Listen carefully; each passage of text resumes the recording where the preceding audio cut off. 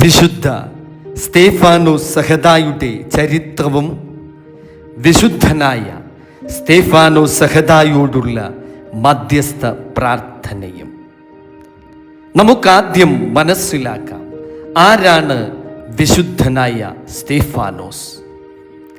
ക്രൈസ്തവ സഭയുടെ ആദ്യ രക്തസാക്ഷിയായിരുന്നു വിശുദ്ധനായ സ്തേഫാനോസ്.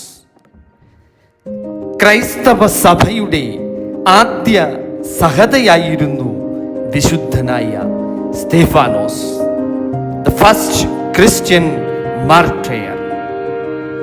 ഗ്രീക്ക് സംസാരിച്ച യഹൂദ ക്രിസ്ത്യാനി. ഡീക്കൻ ശുശ്രൂഷയുടെ ആദ്യ ഫലങ്ങളിൽ ഒരാൾ. അതാണ് അപ്പോസ്തല പ്രവൃത്തി 6-ാം അധ്യായം 1 മുതൽ 6 വരെയുള്ള തിരുവചനത്തിൽ നാം കാണുന്നത്.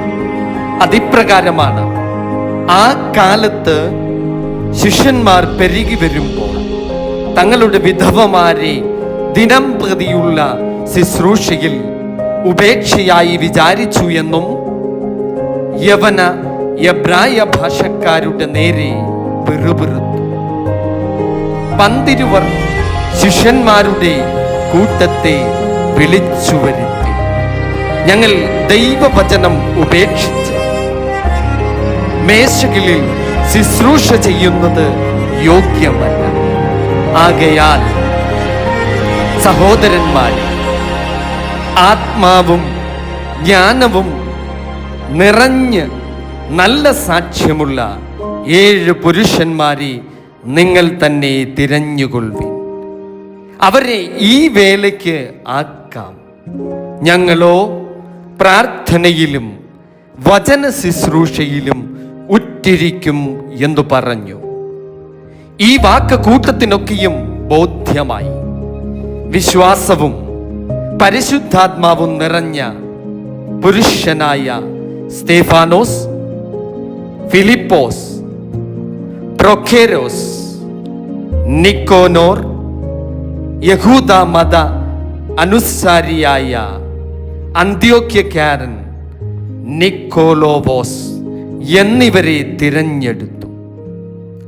അപ്പോസ്തലന്മാർ ദിവസേനയുള്ള ശുശ്രൂഷയ്ക്കായി 7 പേരെ തിരഞ്ഞെടുത്തു. അവർ സ്തേഫാനോസിനെ തിരഞ്ഞെടുത്തു. അവൻ വിശ്വാസവും പരിശുദ്ധാത്മാവും നിറഞ്ഞവനായിരുന്നു. ആമേൻ. അവൻ തിരഞ്ഞെടുത്തത് പ്രസംഗിക്കുവാനുള്ള ശേഷി കൊണ്ടല്ല, അധികാരത്തിൽ ഉള്ള ബലം കൊണ്ടുമല്ല, പരിശുദ്ധാത്മാവിനാൽ നിറഞ്ഞ ഒരു ജീവിതം കൊണ്ടാണ് സ്തേഫാനോസ് തിരഞ്ഞെടുക്കപ്പെടുന്നത്. സ്തേഫാനോസിന്റെ ശുശ്രൂഷ അപ്പോസ്തല പ്രവൃത്തികൾ 6-ാം അധ്യായം 8-ാം വാക്യത്തിൽ നമുക്ക് കാണാം. അനന്തരം സ്തേഫാനോസ് കൃപയും ശക്തിയും നിറഞ്ഞവനായി ജനത്തിൽ വലിയ അടയാളങ്ങളും അത്ഭുതങ്ങളും ചെയ്തു. ദൈവം സാധാരണ ശുശ്രൂഷയിലൂടെയും അത്ഭുതങ്ങൾ നടത്തുന്നു എന്നതിൻ്റെ ഉത്തമ ഒരു ഉദാഹരണമാണിത്. തന്റെ നേരെയുള്ള കുറ്റാരോപണവും വിചാരണയും അതെന്തായിരുന്നു?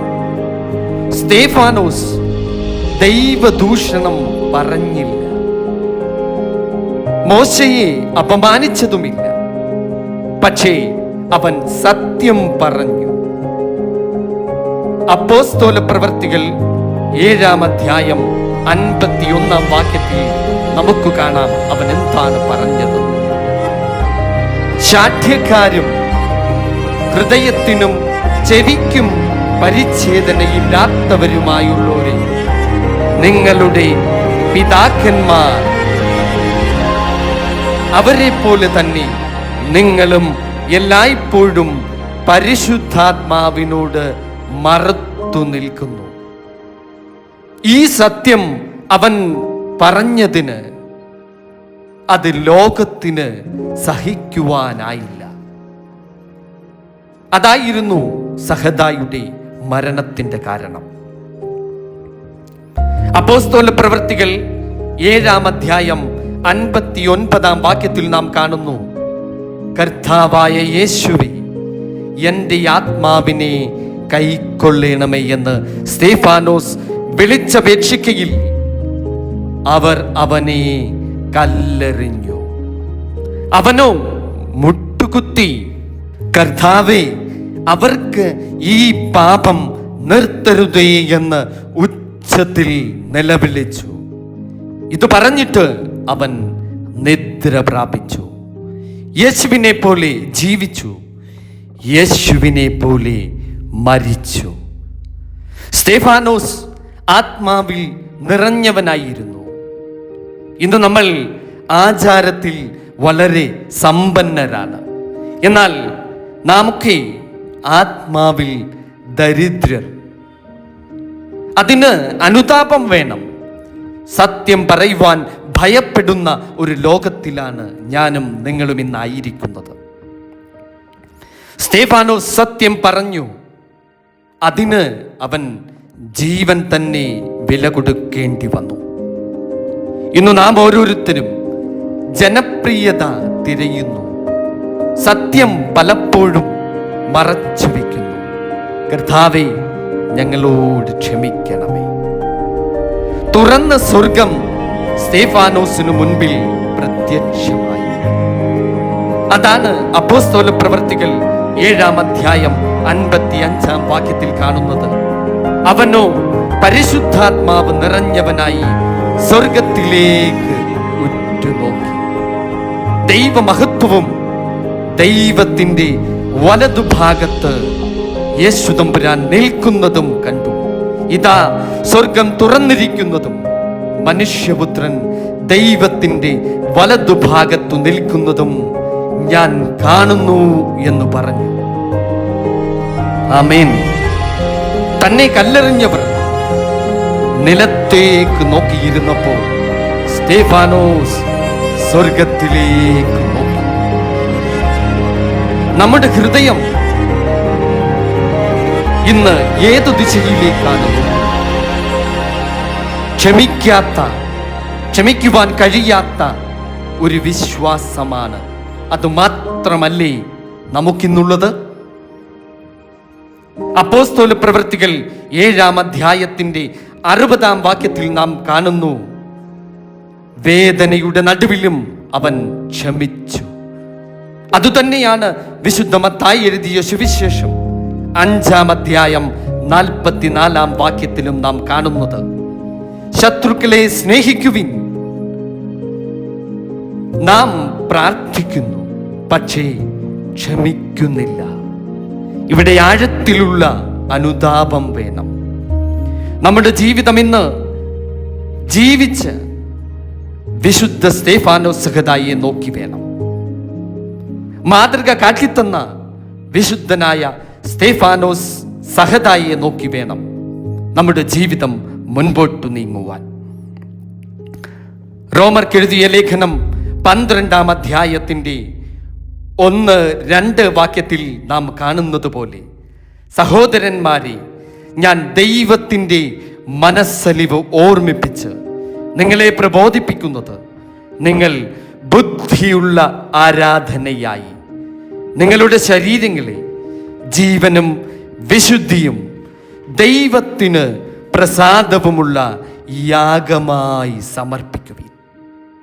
ഈ ലോകത്തിന് അനുരൂപരാകാതെ നന്മയും പ്രസാദവും പൂർണ്ണതയുമുള്ള ദൈവഹിതം ഇന്നതെന്ന് തിരിച്ചറിയേണ്ടതിന് മനസ്സ് പുതുക്കി രൂപാന്തരപ്പെടുവീനെന്നാണ്. ദൈവം ചോദിക്കുന്നത് മരണമല്ല, നിന്റെയും എന്റെയും വിശുദ്ധ ജീവിതമാണ്. നാം വിശുദ്ധ ജീവിതത്തിലേക്ക് നയിക്കപ്പെടണം. അതാണ് ദൈവം നമ്മോട് ചോദിക്കുന്നത്. വിശുദ്ധനായ സ്തേഫാനോസ് സഹദായിയോടുള്ള മധ്യസ്ഥ പ്രാർത്ഥന. വിശുദ്ധനായ സ്തേഫാനോസ് സഹദായി, ഞങ്ങൾക്ക് വേണ്ടി അപേക്ഷിക്കണമേ. കർത്താവായ യേശു ക്രിസ്തുവേ, ഇന്ന് ഈ നിമിഷത്തിൽ വിശുദ്ധനായ സ്തേഫാനോസ് സഹദായുടെ വിശുദ്ധ സാക്ഷ്യത്തിന്റെ മുൻപിൽ ഞങ്ങൾ നിന്റെ തിരുമുൻപാകെ തലകുനിക്കുന്നു കർത്താവേ. ഞങ്ങളുടെ വിശ്വാസം വാക്കുകളിൽ ഒതുക്കിയതായി അതിനായി ഞങ്ങൾ അനുതപിക്കുന്നു. സത്യം പറയേണ്ടിടത്ത് ഞങ്ങൾ പലപ്പോഴും മൗനം പാലിച്ചതിനായി ഞങ്ങളിപ്പോൾ നിന്റെ തിരുസന്നിധിയിൽ മാപ്പ് ചോദിക്കുന്നു. അടിയങ്ങളോട് അവിടുന്ന് ക്ഷമിക്കണമേ. വൈരാഗ്യം സൂക്ഷിക്കുന്ന എല്ലാ ഹൃദയങ്ങൾക്കും വിശുദ്ധനായ സ്തേഫാനോസ് സഹദായുടെ ക്ഷമയുടെ ആത്മാവിനെ അവിടുന്ന് പകർന്നു നൽകണമേ. ഞങ്ങളെ വേദനിപ്പിച്ചവരെ ഇന്നു ഞങ്ങൾ നിന്റെ കാൽക്കൽ ഏൽപ്പിക്കുന്നു. കർത്താവേ, ഈ പാപം അവർക്ക് കണക്കാക്കരുതേ. സഭയെ അവിടുന്ന് ഒന്ന് പുതുക്കണമേ. യുവജനതകളെ വിശ്വാസത്തിൻ്റെ, ക്ഷമയുടെ, ത്യാഗത്തിൻ്റെ നല്ല പാഠങ്ങൾ അവിടുന്ന് പഠിപ്പിക്കണമേ. ഞങ്ങളുടെ ജീവിതം സുവിശേഷത്തിൻ്റെ ജീവനുള്ള സാക്ഷിയായി തീരണമേ. വിശുദ്ധ സ്തേഫാനോസ് സഹദായുടെ മധ്യസ്ഥതയിലൂടെ ഞങ്ങളെയും ഞങ്ങളുടെ കുടുംബങ്ങളെയും വിശുദ്ധ ജീവിതത്തിലേക്കും ധൈര്യത്തിലേക്കും അവിടുന്ന് നയിക്കണമേ. ഇവയെല്ലാം സഹദാമാരുടെ കിരീടം ധരിച്ച യേശുക്രിസ്തുവിൻ്റെ വിശുദ്ധ നാമത്തിൽ ഞങ്ങൾ പ്രാർത്ഥിച്ച് സമർപ്പിക്കുന്നു. പ്രാർത്ഥന കേൾക്കണമേ. ആമേൻ. സ്തോത്രം. ഹല്ലേലൂയ.